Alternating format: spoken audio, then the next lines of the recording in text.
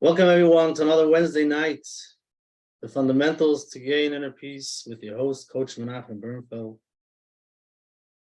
And tonight we are doing part 6 of the self-care wheel.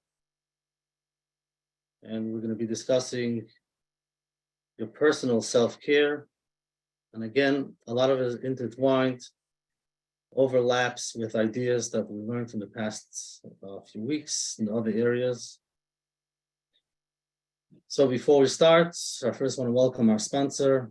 OK Clarity is a Jewish platform where you can connect with experts, therapists, psychiatrists, coaches, dietitians who completely understand the Jewish community. You can go to okclarity.com and you'll get to see what you need, what you're looking for. So let's get started. Let's get grounded, become aware of where you are, of how you feel. Take a deep breath, let yourself experience whatever it is, how you feel emotionally, how your body feels physically and mentally. Deep breath in, deep breath out, and here we are. So it's important to know and to be aware of what you picked up the past few weeks of the self-care wheel of different areas in our life. And if anybody looking for the recording, it's available on menachembernfeld.com. The 6 areas are physical, psychological, emotional, professional, spiritual, and personal, which we'll do tonight. But it's important to see, what did I pick up? Is it just logic, listening to the ideas, which is beautiful, or I'm actually implementing, taking care? And again, like we mentioned, it doesn't have to be taking a whole day off. You don't have to spend a lot of money. It should be something small and something that you should be able to implement. Exercise is a great idea, but we're not discussing going to the gym every day. We're discussing 2 minutes every hour, a little bit, walking around, whether it's talking to Hashem, spiritual, just for a few minutes, any idea, to make sure that it's small, taking care of myself, what I need in any area. So to discuss personal self-care.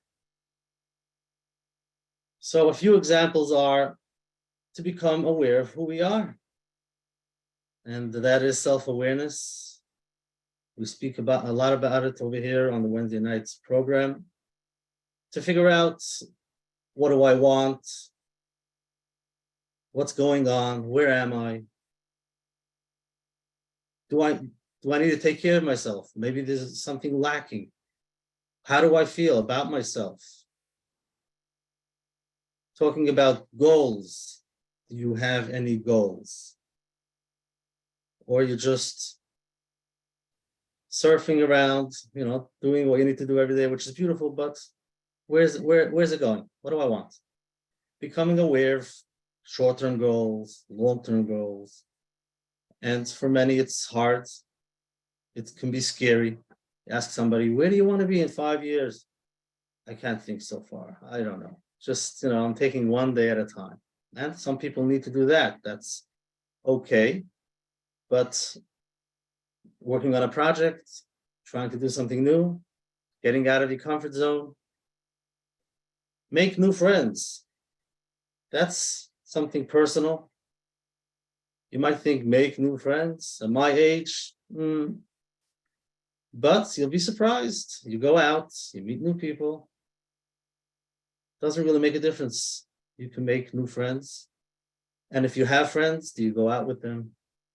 Spend time with them? Doesn't have to be every day. And again, if it makes you feel better about yourself. If it's too scary, and you don't like them, then we're not discussing that. Something that will make you feel a little bit better. Find time to relax. Write a poem or a book if you enjoy that.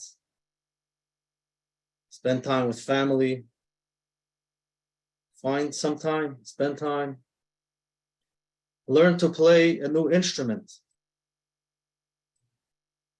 And again, we have a belief, we probably have a belief about, is it possible at this age? Or instrument, what difference is it going to make?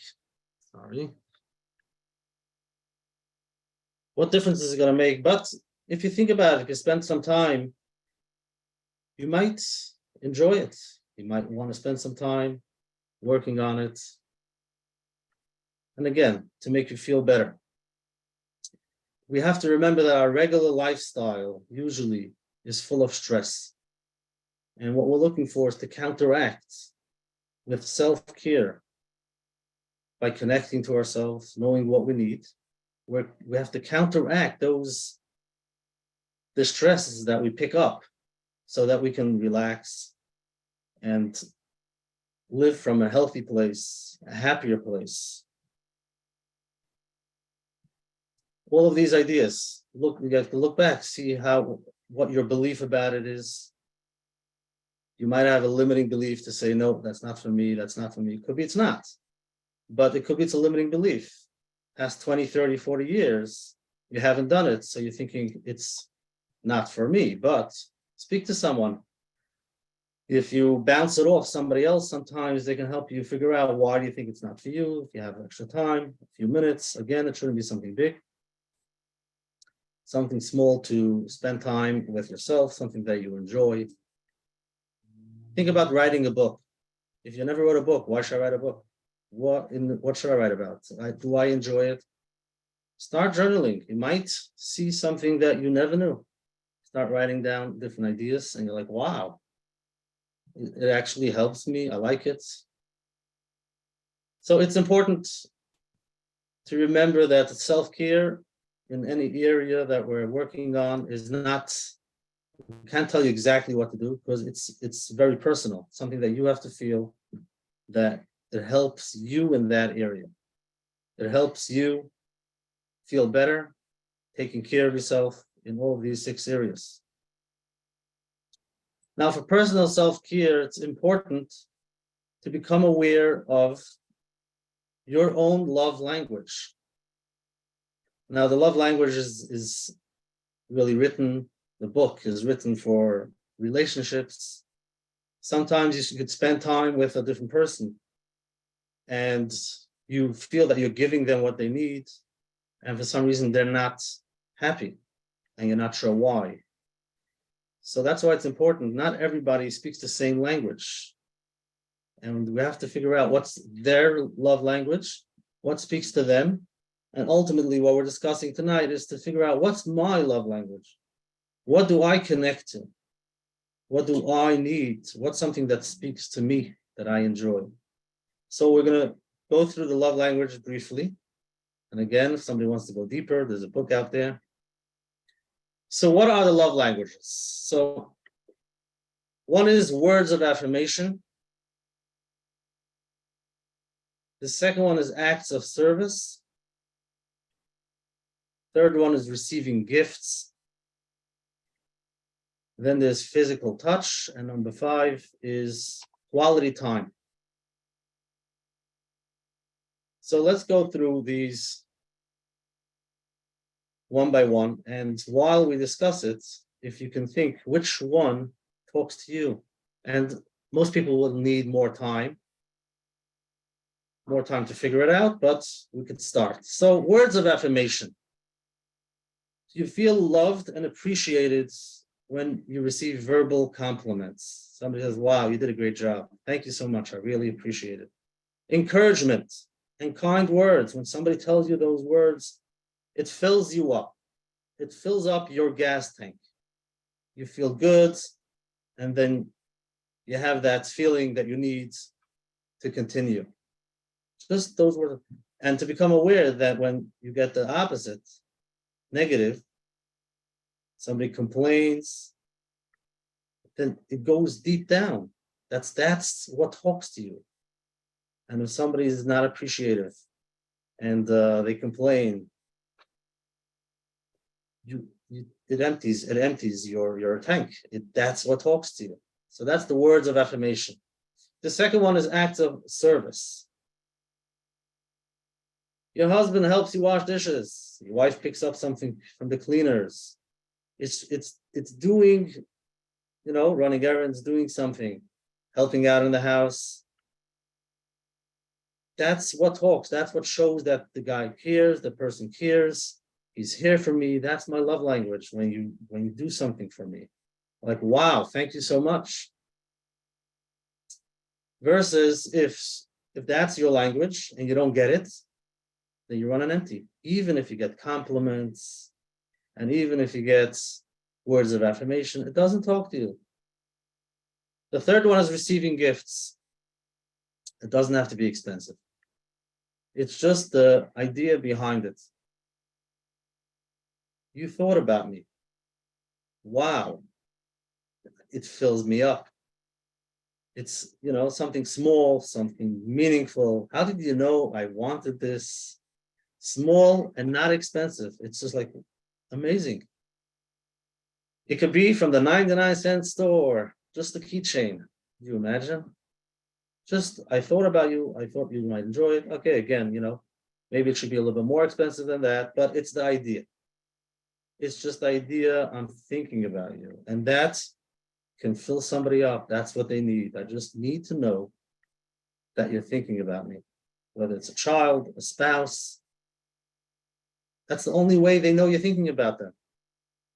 And if you gave them all your life words of affirmation, acts of services, or physical touch, or quality time, which we'll see soon, but if you didn't give them gifts, they might be feeling empty and not loved. And you might wonder why. I do so much for them. Why don't they feel loved? So you really have to get into that other person to understand what's their language, love language. And it's important you can even ask them. Not to assume, I thought your love language is receiving gifts.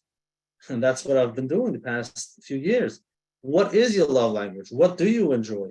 So they can say, I never thought about it. Let me think about it. Or, no, that's not gifts. It's words of affirmation. You have to be open. Open communication is important. And don't assume, because you might be disappointed. So that's receiving gifts. Physical touch could be a hug, sit on their side, holding hands, pat them on the back.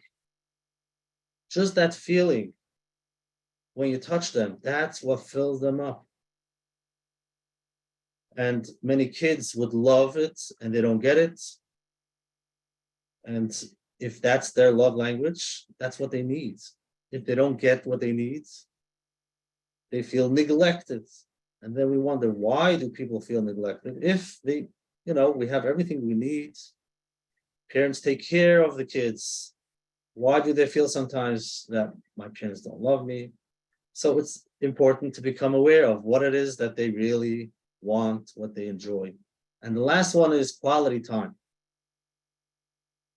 Quality time means being there for them. Whether it's 50 minutes, a half hour, I am here for you. I'm not doing anything. No devices, nothing. And you can ask them, what would you like to do this half hour that we spend together? Would you like to go out? Would you like to go for a walk? Would you like to talk? This is your time. Whether it's a spouse, for the kids. Imagine they get that undivided attention. No phone calls, no emails, nothing. Undivided attention. And when you give that to them, that's when they feel loved. And this is an important one. I think many people, today's days when we're so busy, our kids probably don't get as much as they need, and we have a big family. To give each kid undivided attention, again, it doesn't have to be every day. If it's undivided, they know that they get that half hour, then it could be once a week. And they might look forward. That's the time I'm going to ask my father, I'm going to ask my mother, because they know that's their time. And that's what fills them up. We live in a busy world, and it could be you're doing all the shopping and the cooking and paying tuition and paying the bills, everything for our kids. But do they have undivided attention with their parents? It's a good question. And if that's what they need, they might feel neglect. Yes, this is, thank you for sharing. This is from the book, The 5 Love Languages. And again, we're doing it in 5-10 minutes. And if somebody wants to develop it, I recommend get the book, read it. And what's important also is to think back, what are the things that I did get when I grew up or didn't get? Some people are aware of what their love language is, and they're aware of it for many years, and they're aware they didn't get what they needed. Well, they did get.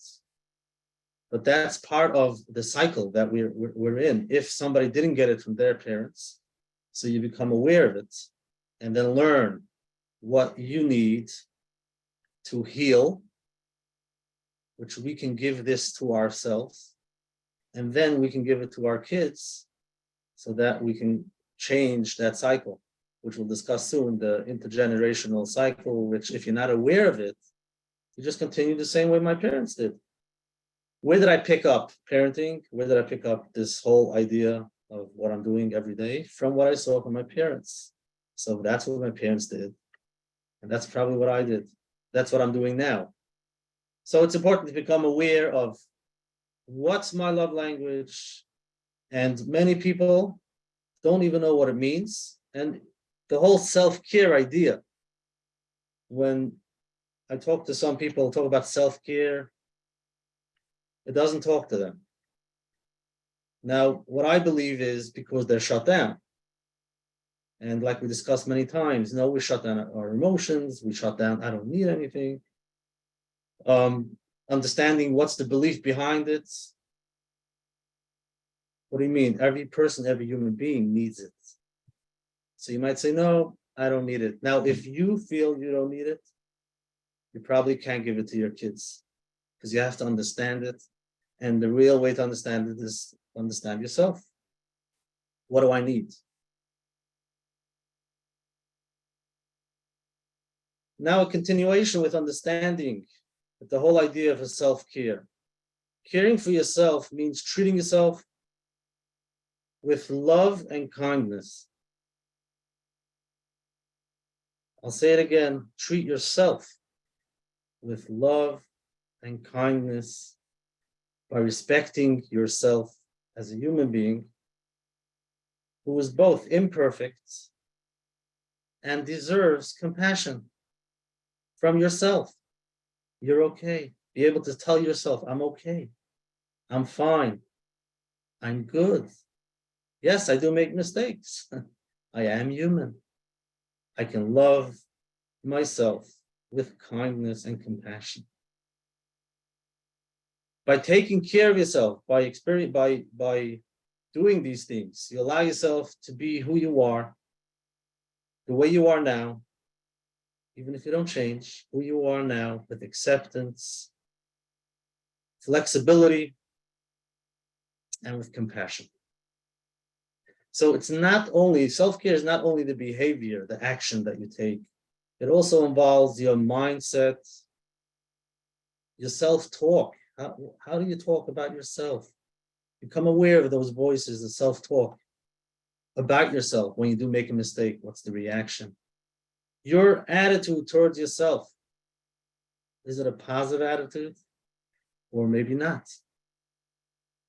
There are so many people walking around with an attitude, negative attitudes about themselves. Why? Because many times it can be experiences for the past 10 years. And they believe this is who I am. I'll even show you the past 10 years. I wasn't successful. Things are not working out. My relationships are not working out. So this is who I am. So you're walking around with that belief, negative belief about yourself. And that could change, and it needs to change. That's part of self-care, to become aware of those voices, become aware of your attitude, and that could change. And like I mentioned many times, if you can't give it to yourself, you can practice self-care, all these ideas that you need in all the areas, then it's probably very hard to give it over to the people around you, people that need it. And if they don't get it, they won't be able to do it to their kids. And they might have to listen to this program to start becoming aware of, why do I feel numb? Why am I not connected? What's missing? And that's the intergenerational cycle. You know, whatever you experienced, neglect or abuse in your childhood, that can go over to your kids. If you're not aware of the impact of, the experiences that you had when you grew up, the emotional development, now as a parent, you're probably doing the same thing because you're not aware. So all we're asking is, number one, to become aware. And eventually we should be the ones to break, to make a stop to that cycle. So what do we need to do to stop it? First of all, number one, to recognize the impact of how I grew up and what I needed, what I didn't need, what I got, and then taking the steps to heal. Now, as an adult, I can give myself. I don't have to wait for my spouse. I don't have to wait for anybody to give myself the love language I need. If they can do it, beautiful. But if they're not, or you're single, or your parents can't give it to you, you can do it to yourself. Understand what you need and start taking care of yourself. That's self-care. And if you can do it to yourself, you'll be able to do it for those who need you. So we can actually change the world. Yes, you can change the world by changing yourself, by taking care of yourself, believing that you deserve, and then automatically you'll be able to give it to your kids. So to conclude, finishing the self-care wheel in all the 6 areas: physical, psychological, emotional, spiritual, professional, and personal. And remember, if one area in your life is not working out, it's like the wheel that has a flat tire. We need to take care of ourselves in all areas, even if it's small. So step number 1 is take one area at a time. Let's say it's physical, and ask yourself the question, how do I feel about myself, my physical body? How do I feel? Am I on the right track? Am I eating healthy, drinking, exercise, sleeping? How do I feel? That's number 1. And then number 2 is you ask yourself, what's something small? Again, it should be something small. What's something small that I could do to make things a little bit better in this area? And take a pen and paper, sit down with each area. Let's say it's spiritual. How do I feel with my spirituality? Am I connected? Or maybe not. Am I happy with where I am? Do I feel positive? Maybe negative. And then the next question would be, what's something small that I can do to feel connected, to be part of something bigger than myself, to feel connected to whatever it is for us, connected to Hashem, believe Hashem runs the world, and we are only doing Hishtadlus. Thank you, Hashem, for whatever I have. You feel connected, whatever you need, talk to Hashem. So those are the 2 questions. How do I feel in that area? And what's something small that I could do?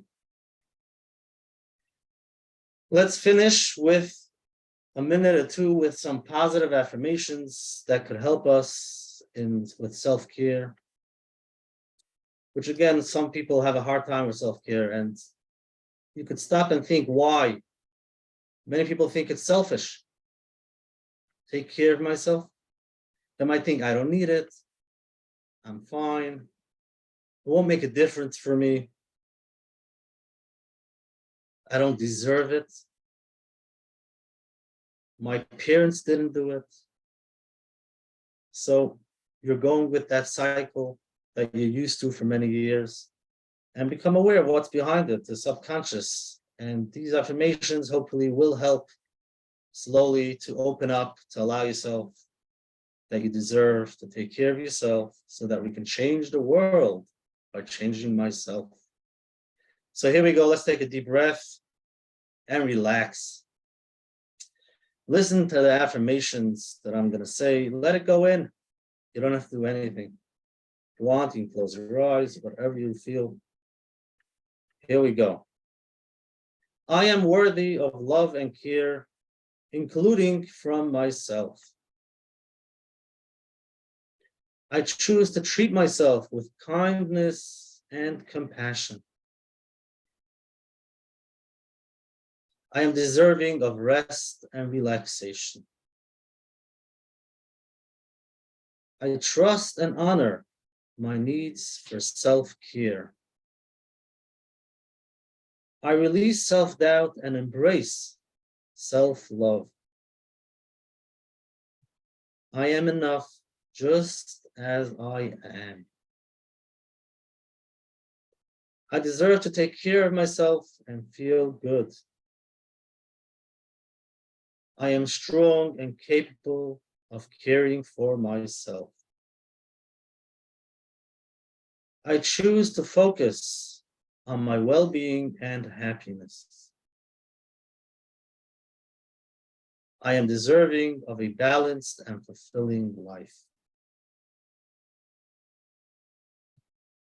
These affirmations make a difference, but it needs to be done again and again. So it counteracts those beliefs and those self-talk that you had, maybe negative, saying you don't deserve, doesn't work for you, you don't need it.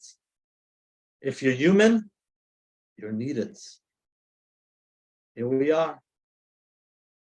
If you're a human being, you have your things that stress you out, to counteract. You have to come in with your positive toolbox with the affirmations and take care of yourself. So that's it for tonight. Thank you all for joining.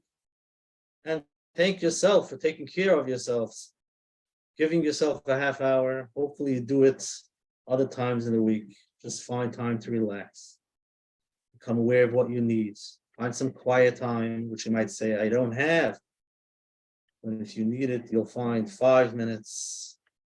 And with that, we're finishing all this idea of taking care of ourselves, but we're not finishing. This is where it starts. We're becoming aware of what I need, what helps me. I can take care of myself. I'm not blaming others. Well, I wish other people would do it for me, but I need to take care of myself. And I know what I need. Small things and whatever it is, you deserve it. Thank you very much. Thank yourself. And I'll see you next week, Wednesday night. The same place. Have a great night and a great week.